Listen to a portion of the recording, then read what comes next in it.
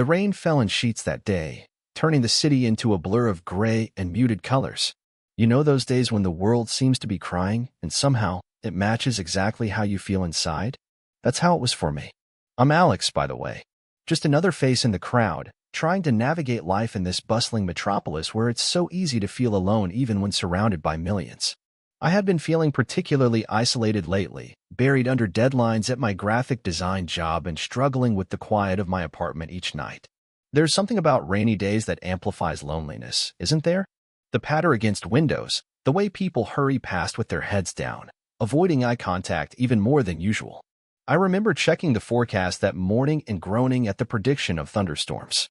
Still, I had meetings I couldn't miss, so I grabbed my trusty black umbrella, the sturdy kind that's supposed to withstand city winds, and ventured out into the deluge. The rain was relentless, drumming against the fabric above my head as I navigated puddles and dodged the spray from passing taxis. My shoes were already soaked through, and I was mentally calculating how many paper towels I'd need to stuff them with at the office. That's when I saw him, Jamie, though I didn't know his name yet. He was struggling with what appeared to be a recently purchased umbrella, the price tag still dangling from the handle as he fought to open it against the wind. There was something endearing about his determination, the way his brow furrowed in concentration while rain plastered his dark curls to his forehead. He wore a blue button-down that was quickly becoming navy as the rain soaked through, and despite his predicament, there was a hint of a smile playing on his lips, as if he found his own struggle amusing. I'm not usually the type to approach strangers. In fact, I pride myself on my city-dweller ability to mind my own business. But something about this man, maybe the playful frustration in his eyes or the way he laughed at himself when the umbrella flipped inside out for the third time, made me slow my pace. Before I could overthink it, I found myself veering toward him, extending the safety of my umbrella canopy over his head. "Looks like you could use some help," I said, immediately regretting how cliché it sounded. But he looked up, raindrops clinging to his eyelashes, and his smile widened into something that made my chest tighten in an unfamiliar way.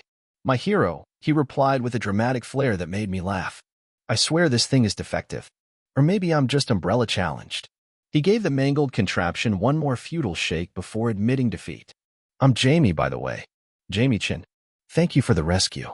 "Alex Mercer," I responded, surprised by how steady my voice sounded despite the sudden flutter in my stomach.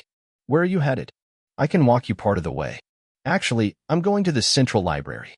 Research for an article I'm writing." He hesitated, studying my face with curious brown eyes. "But I don't want to impose on your commute." I should explain that the library was in the opposite direction from my office. I had a meeting in 30 minutes. The rational decision would have been to point him toward the nearest subway entrance and continue on my way. Instead, I heard myself say, "I'm heading that direction anyway. Shall we?" And just like that, we began our journey together through the storm-lashed streets, huddled close under my umbrella. There's an intimate geography created when two strangers share such a small space, the careful positioning of bodies, the awareness of every movement, the dance of avoiding collision while maintaining coverage. Our shoulders brushed occasionally, and each time sent a small current through me that had nothing to do with the static in the air. Our conversation started with the usual small talk, comments about the weather, obvious, given our circumstances, observations about the city's inability to handle heavy rain, jokes about the rivers forming along the curbs. But something shifted as we waited for a traffic light to change. Jamie asked me what I did for a living, and instead of giving my usual rehearsed response about graphic design and digital marketing, I found myself telling him about my passion for illustrating children's books. A dream I'd been pursuing in stolen hours before bed and early mornings before work. "That's incredible," he said, and the genuine interest in his voice encouraged me to continue. "What kind of stories do you like to illustrate?" "Stories about belonging," I admitted, surprised by my own candor. "Characters who feel different but find their place in the world." "I guess it's a bit personal." Jamie nodded thoughtfully. "The best art always is. It's why people connect with it." A taxi sped by, sending a wave of water toward us, and Jamie quickly pulled me closer to avoid the splash. His hand lingered on my arm a moment longer than necessary, and neither of us acknowledged it, though I felt the warmth of his touch even after he let go. As we continued our walk, Jamie told me about his work as a freelance journalist focusing on community stories and local history. "I'm researching the library's archives for an article about how this neighborhood has changed over the decades. The buildings that have been lost, the communities that have shifted." His passion was evident in the way his eyes lit up, his hands gesturing expressively, occasionally bumping into mine as our shared space required a careful choreography. "Let me guess," I ventured. "You're the type who mourns for every old bookstore that gets replaced by a chain coffee shop?" He laughed, the sound warm against the cold patter of rain. "Guilty as charged. Though I'm not opposed to progress, I just think we should remember what came before. Every street corner has 1,000 stories, you know? I like to make sure they don't get forgotten." There was something about the way he spoke, earnest but not pretentious, that made me want to know more. We traded stories as we navigated puddles and crowded crosswalks. I told him about growing up in a small town before moving to the city for college and never leaving. He shared anecdotes about his large, boisterous family and their Sunday dinners where everyone talked over each other but somehow still managed to communicate. "What about you?" he asked as we turned onto the boulevard leading to the library. "Big family? Small? Somewhere in between?" I hesitated, the question touching on tender territory. "Small. Just me and my dad after my mom left when I was 12. We're close, but it's been just the two of us for a long time." Jamie didn't offer platitudes or prying questions. Instead, he nodded and said, "That must have shaped you a lot, having that kind of tight unit. I sometimes envy people with smaller families. In mine, it's hard to get a word in edgewise. I've always wondered what that would be like," I admitted. "Having siblings, I mean. All that built-in company. Built-in rivalry, too," Jamie added with a grin. "My sister once cut bangs in my hair while I was sleeping because I finished the last of the cereal." I laughed, trying to picture this grown man as a child with uneven bangs. "Remind me never to touch your breakfast food." "Wise decision," he said, his shoulder pressing against mine as we sidestepped a particularly deep puddle. The contact was brief but electric, and I found myself wondering if he felt it too, this strange, immediate connection between us. As we approached the library, the rain intensified, turning from steady downpour to violent cloudburst. Thunder cracked overhead, making both of us jump, then laugh at our shared startle. The wind picked up, threatening to tear my umbrella from my grasp. Jamie's hand closed over mine on the handle, helping me maintain control. "Maybe we should wait it out," he suggested, nodding toward a coffee shop on the corner. "This looks like the kind of storm that passes quickly. Can I buy you a coffee? Small repayment for the umbrella service." I glanced at my watch, knowing my meeting had already started without me. I should have said no. I should have explained that I was already late, that I had responsibilities, that this impromptu adventure had to end. Instead, I nodded, and we made a dash for the cafe, the umbrella offering minimal protection against the sideways rain. We burst through the door laughing, both of us drenched despite our efforts. The cafe was warm and smelled of espresso and cinnamon, filled with other refugees from the storm. We found a small table by the window, watching lightning illuminate the darkened sky as we dripped onto the wooden floor. "You're soaked," Jamie observed, handing me a napkin. "I'm sorry I hijacked your umbrella and still couldn't keep you dry." I ran the napkin over my face, suddenly self-conscious about how I must look with rain-flattened hair and water droplets sliding down my neck. "It's fine. I wasn't planning on staying dry today anyway." Jamie ordered us both hot chocolates instead of coffee, explaining that his grandmother always said chocolate was the only proper response to getting caught in the rain. When the steaming mugs arrived, topped with whipped cream and a dusting of cinnamon, I had to admit she might have been onto something. "So," Jamie said, wrapping his hands around his mug, "I have a confession to make." His expression turned serious, and for a moment, my stomach dropped. Here it comes, I thought. The revelation that he's married, or moving away tomorrow, or some other detail that would puncture the bubble of possibility that had been growing around us. "I actually know how to open an umbrella," he continued, his serious expression cracking into a mischievous smile. "I saw you walking by, and I thought you were cute, so I may have exaggerated my umbrella incompetence." I nearly choked on my hot chocolate. "You what?" "You stood in the pouring rain, getting soaked on purpose." He shrugged, looking both proud and slightly embarrassed. "It worked, didn't it? Though I didn't anticipate quite how cold rain can be when it's running down your back." "That's—" I searched for the right word, torn between flattery and disbelief, either the most ridiculous or most romantic thing I've ever heard. "I'm hoping for the latter," Jamie said, his eyes meeting mine with an intensity that made me forget about the storm outside. "There was something about you, even from a distance. The way you were walking through the rain like you had an appointment with it, like you belonged in that moment. I wanted to be part of it." The confession hung between us, honest and vulnerable. I should have been put off by the admission of this small deception, but instead, I found myself charmed by the gesture, by the idea that this attractive stranger had engineered our meeting through such endearingly transparent means. "Well," I said finally, "your acting skills need work. No one struggles that much with an umbrella." He laughed, relief evident in the way his shoulders relaxed. "Noted. I'll workshop my damsel in distress routine before the next rainstorm."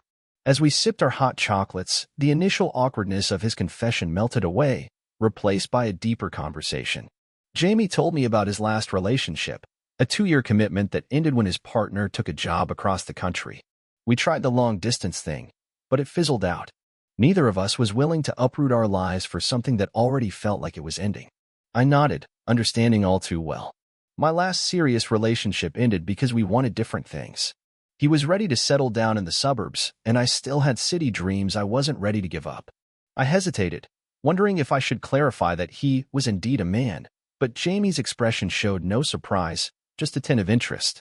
"It's hard to align 2 separate lives," Jamie agreed. "All those individual wants and needs and dreams. Finding someone whose path runs parallel to yours feels like winning some cosmic lottery. Is that what you're looking for?" I asked, curious about this philosophical man across from me. "Parallel paths?" Jamie considered this, tracing the rim of his mug with his finger. "Not exactly. I think I'm looking for paths that intersect meaningfully, even if they don't always run side by side. Someone who has their own journey but chooses to walk with me for the important parts." He looked up, a hint of vulnerability in his expression. "What about you? What are you looking for?" The question caught me off guard. What was I looking for? I'd been so focused on my career, on building a life that felt stable and meaningful, that I hadn't given much thought to what I wanted in a relationship beyond the vague notion of companionship. "Honestly, someone who makes rainy days feel less lonely," I said, surprising myself with the raw truth of it. "Someone who sees me, really sees me, and likes what they see." Jamie's eyes softened. "I think that's what everyone wants when you strip away all the other requirements and wish lists. To be seen and accepted." Outside, the storm was beginning to subside, the thunder now a distant rumble rather than an immediate crack. The rain had lightened to a gentle patter against the windows, no longer the driving force that had pushed us together. I felt a twinge of regret, knowing that soon we would have no excuse to remain in this warm bubble of connection. As if reading my thoughts, Jamie glanced out at the calming weather. "Looks like our storm is passing," he said, a note of something like disappointment in his voice. "I should probably get to work," I admitted reluctantly. "I've already missed my morning meeting." "I've made you late," Jamie said, looking genuinely contrite. "I'm sorry about that." I shook my head. "Don't be." This was. I searched for a word that wouldn't sound too eager or too dismissive. Unexpected. In the best way. We gathered our things. My still damp umbrella, Jamie's defective one that had served as our introduction, and stepped back outside. The air felt fresh and clean in the way it only does after a storm. The city washed anew, glistening under breaks of sunlight now piercing through the clouds. We stood on the sidewalk, that awkward moment of parting stretching between us. I didn't want to leave, but I couldn't think of a reason to stay that wouldn't sound desperate or forward. Jamie seemed equally reluctant, shifting his weight from one foot to the other, his defective umbrella clutched in his hand like a prop he no longer needed. "Alex," he said finally, my name sounding different in his voice, weighted with something I couldn't quite identify. "I have a strange request." "Stranger than pretending not to know how to open an umbrella?"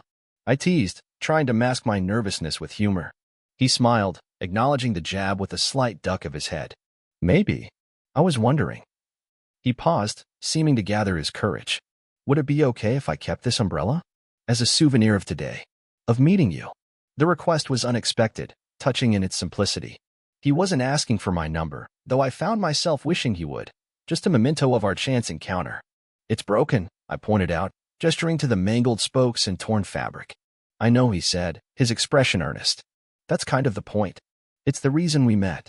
I'd like to keep it, if that's not too weird." There was something so genuine in his request, so unguarded, that I felt my own walls, carefully constructed over years of city living and romantic disappointments, begin to crumble.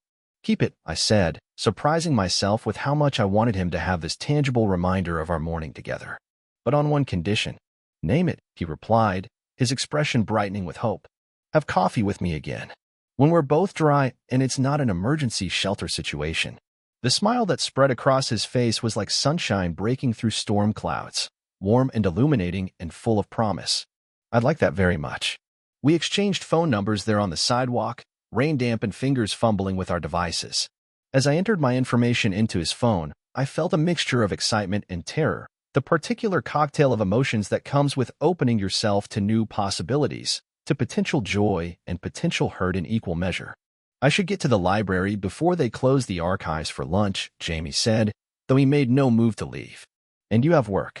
I do, I agreed, equally stationary. We stood there a moment longer, neither wanting to be the first to walk away. Finally, Jamie took a small step backward. I'll text you. Soon. About that coffee. I'll hold you to that, I said, trying to sound casual while my heart performed gymnastics in my chest. With one last smile, the kind that suggests 1,000 unspoken things, Jamie turned and headed toward the library, broken umbrella clutched in his hand like a trophy.